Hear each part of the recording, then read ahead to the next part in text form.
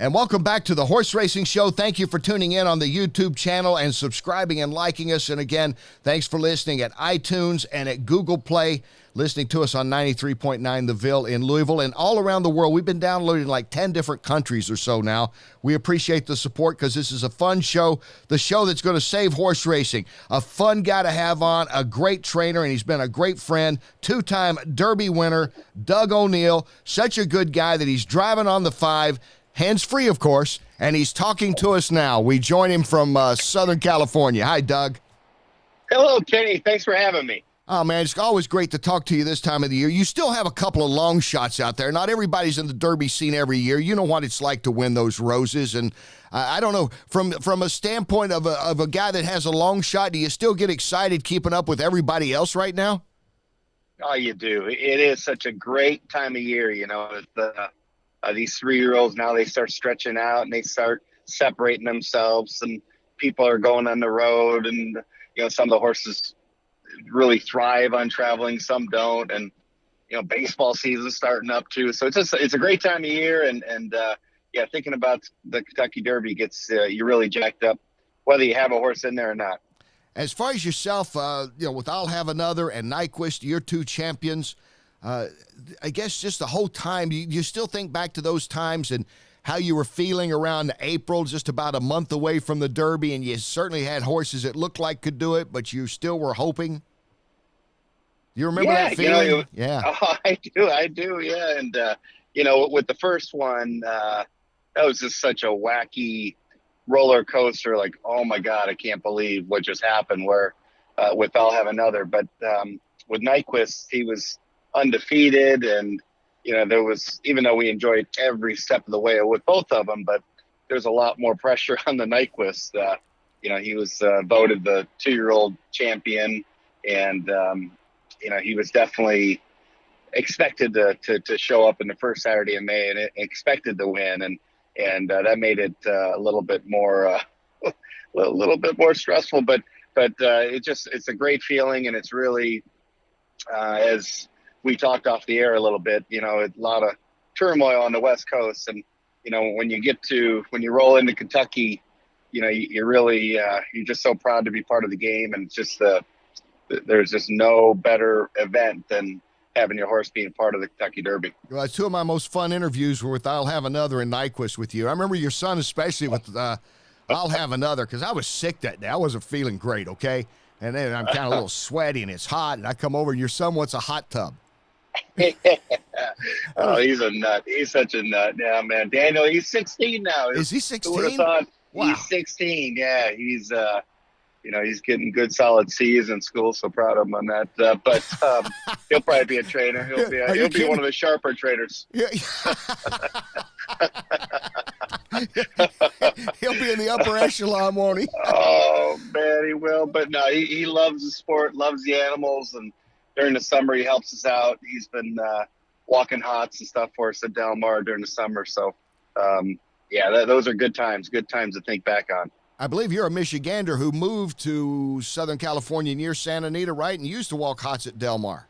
Is that right? Yeah. I moved at age 10. Moved from Detroit, just outside of Detroit in Dearborn, Michigan, to Santa Monica. And yeah, like the first weekend we were here, my dad didn't take us to Disneyland, and said he took us to Santa Anita. And man, you still can't beat that backdrop of Santa Anita with San Gabriel Mountains, and it's just, you know, reeks of so much amazing history, and it's just a beautiful venue and a beautiful facility, and we're hoping to have a great weekend this weekend with the Santa Anita Derby. Hopefully everything is it's just going to be a good show and a great day. Yeah, I hope so too. And yeah, so let me ask you, because that's home track for you. Yeah. I know right now you're on the 5 because you also have horses at San Luis Rey and other places, as several trainers do out there. But what's been the general feeling on the backstretch among the trainers and everybody involved, Doug? I guess the most frustrating thing from a distance looking at it all is there's some good theories, but I don't know if anybody's able to pinpoint what's happened with these horses breaking down. And I was just kind of curious about the overall feeling out there during all this. Yeah, you know, it's it's everybody's obviously very distraught and upset about the loss of the number of horses that we've had.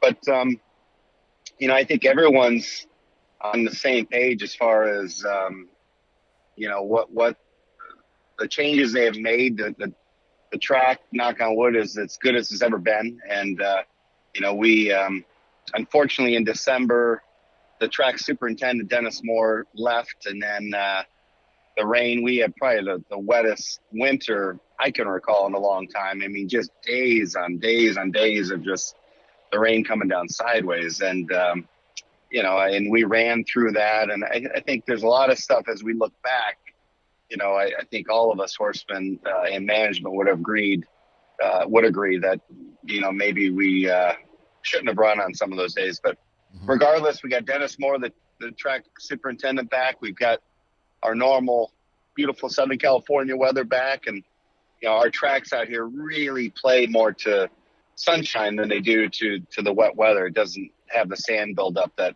the East Coast and Midwest tracks have. So, right now things are going well. We had an incident the other day coming down the hill, which was horrible, but, I think we're all just staying really strong and we're doing everything we can to be proud of our sport and be proud and to show everyone how we're here to serve our beautiful animals. And it doesn't come without risk, of course. But horse and jockey are the main importance. And I applaud, everyone in the business for everyone's been kind of pulling together and realizing we're all in this together and we just need to be a strong voice. I heard a gentleman named Nick Luck from England, just a really bright, articulate fella. Yes, I work with Nick. Yes. Oh man, he just did an interview and I was like, whoa, it just really floored me. He was just so much more articulate than I am right now, but just about how we all need to get together and be one voice. And, for whatever reason, we've been kind of bending back and forth and listening to, some small group get rid of racing, and we're trying to get their opinion of what do you think's wrong with racing. And really at the end of the day, we've got to be respectful, but of those small little groups, but we got to say what's really great about our industry and what's great about our sport and what we're doing to protect horse and rider on a daily basis. So, I would love to hear more on Nick Luck and you, Kenny, speak more on what's great about our sport and what we're doing to continuously become safer and better and just go in the right way. That's why we have guests like two-time Derby winner Doug O'Neill on this show. I like to get people to know about who you guys are as opposed to just seeing you in the winner's circle, which is always a great place to see you. But, my take on it is, and I told some of these guys a long time ago, as you know, I've covered a couple other sports that some would consider brutal, MMA and boxing. And, my theory is, especially with MMA, I think horse racing needs to get a bit like that. In other words, just come right out there and say, this is what we do. A lot of people like us.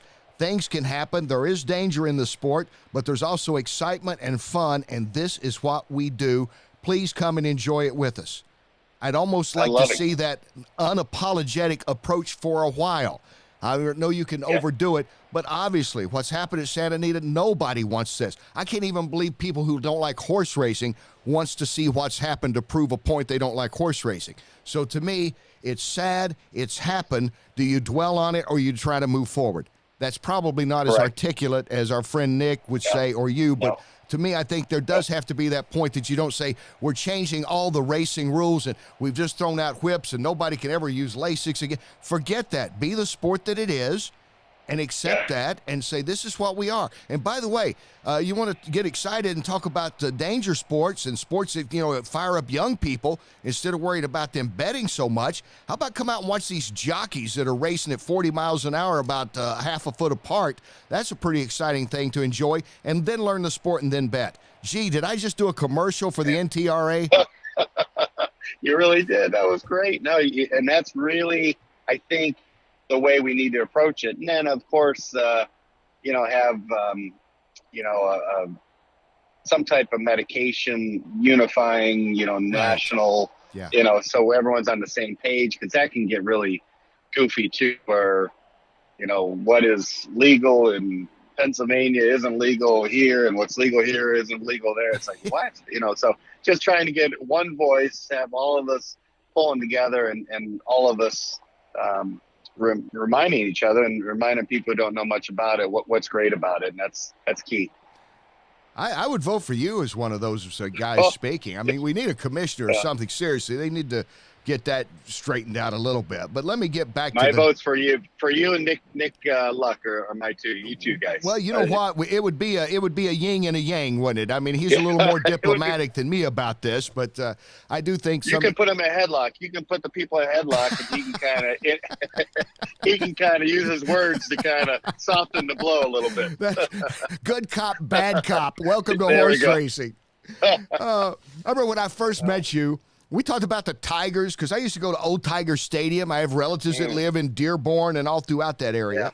Yeah. And, there's just something about this time of year. The Final Four's coming up in baseball, and we're getting closer to figuring out who's going to be a good Derby contender, who's for real or not. And you're such a sports fan. I know you got to appreciate everything going on right now. Man, I do. God, there's not enough TVs to have all the different events on. Then I've even, we've got a lot of owners and friends and stuff in the NHL, and we've got Eric Johnson with Colorado Avalanche has got a few horses with us, and they're fighting for a playoff spot. So you got hockey playoffs coming up. So it really is. It's a great time of year for sports fans. That's for sure. My goodness, how you had a horse that won the Derby named Nyquist. How could I have left hockey out? What's wrong with me? I know. Well, probably the way the Wings are playing. We don't talk much about hockey right now. That was my favorite team because of my relatives in Dearborn. The Wings were my favorite team. I didn't grow up a hockey fan, but I always kind of kept up with them. Well, they got the coolest uniforms. They got a great tradition, great history, man. Yeah, they're fun to watch, even as they're struggling now, but they'll bounce back here real soon with some young prospects coming. And, as my late uncle always liked to talk about the Gordie Howe hat trick, what a goal, assist, and a fight. That's what I love about hockey. I like that. And what about all these hockey guys? Eddie Olczyk's our friend, a colleague of mine as well. What about these hockey guys? How come there's not more? Need to get some more like NBA guys and stuff coming in too. All these hockey guys, maybe a few baseball guys that are buying into the sport. I know. I think that's a good question. We've got Janie Buss, whose family, the Buss family, own the Lakers, and Janie's got a handful of horses with us, and she donates any of their earnings to military charities, which is so cool of her. And so no, it would be cool to get some NBA guys. We had Kobe Bryant and Pau Gasol. That's right. Own like 5% of a couple horses, or one horse, 5% each of a horse at Heller Park years ago. And I never did get to meet. Well, I met Kobe at a charity thing, but Pau would actually come to the barn area. Pau Gasol is a huge horse-loving guy. Well, he's huge literally too, but he's a big lover of horses. That's for sure. Well, there's no more fun barn than the Doug O'Neill barn. Wherever, and your brother Dennis is great at just seeing horses and picking them out, and you all have been a great team over the years, and just everybody kind of comes around your barn, seems to have fun. You even let our mutual friend Rex Chapman come by your barn, see? So you welcome Rex all. Is my man. You welcome all. I've known Rex since he was the high school star. I covered him way back when. That's how long Rex and I. Oh man, Lexington, Kentucky. I remember people saying that, but yeah, he was an absolute stud. He's still a dear friend of mine as well. I talk to him probably once a month through texting, and we'll call every now and then. But he was out here in California for a while, and just a great human being, awesome basketball player, and yeah, I think his handle is like hoops and horses. He loves horses as much as he loves hoops. So he's a great ambassador for our sport, and great man. Well, you seem to have athletes that people gravitate to you. Rick Pitino has been in on some horses, or at least one that I know of. And the hockey guys we talked about. And I think that's probably because Baffert knows a lot. Lucas, all you guys are sports fans too, and I think that helps a lot. You can talk a lot about Yeah. sports and identify with them, where it's not always about he worked 58-2 this morning. Yeah, it's been a real amazing perk, being part of horses like I'll Have Another Nyquist definitely opens up the door to meet some cool people like the Rex Chapmans and the Coach Patinos and the Eric Johnsons and the sports guys that you get to meet. So, I got to meet Joe Torre as well. He's a huge racing fan. Get to meet him at Del Mar, and Del Mar tends to bring a lot of Drew Brees.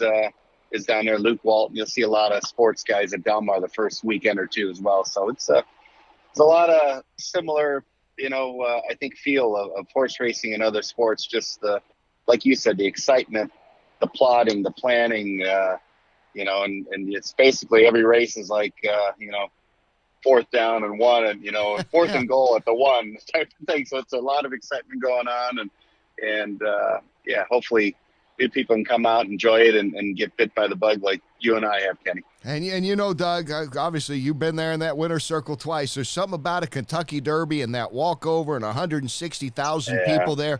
I don't know of any other sport. I guess a Super Bowl, maybe running out on the field for a Super Bowl, but very few things are like that moment when you're going to the paddock and everybody's cheering you on, and even the guy that has a 50-1 shot thinks, well, maybe I could be mine that bird today. Maybe I could pull it off.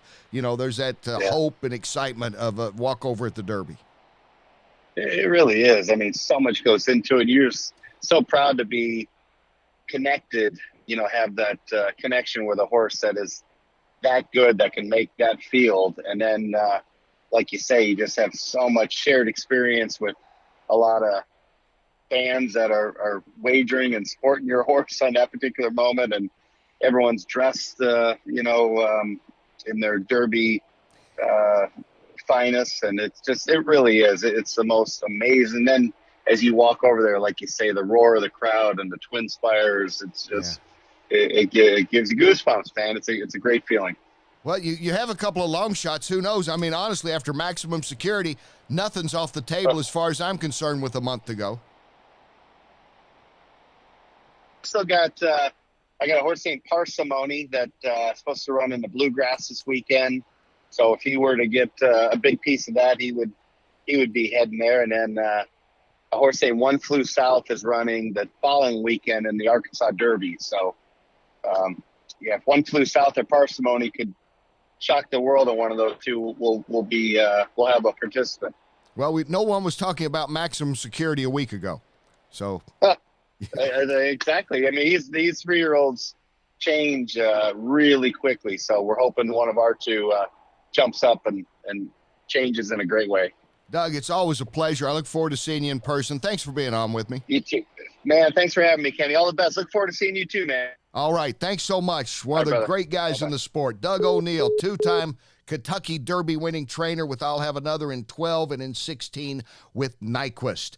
Coming up, Donna Brothers from NBC Sports will join us. You're watching The Horse Racing Show.